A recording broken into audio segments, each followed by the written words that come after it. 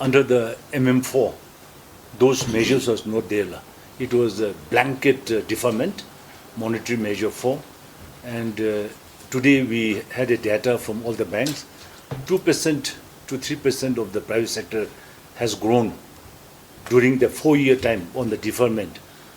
And post MM4, we submitted the measures that with the global trends, we did little deeper studies. What would be the best way of restructuring and rescheduling, capitalizing, term, extension of term, and revaluation of your property. Those 7 measures is a very brilliant ideas, and we are quite confident that this time, with these measures, many of the private sector would able to wake up now, recover. In the past, under the MM4, if you have entered under NPL, and though you pay the loan, still your CIB, Credit Information Bureau, under the CIB, you are reflected as a red, on the red line.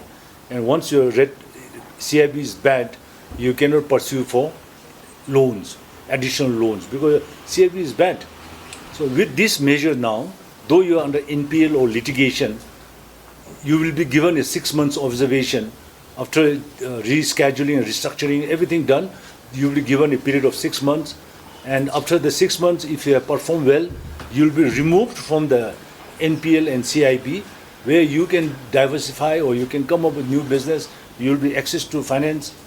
So we are hoping that in 2 years' time, at least 40% of the private sector will grow with these measures.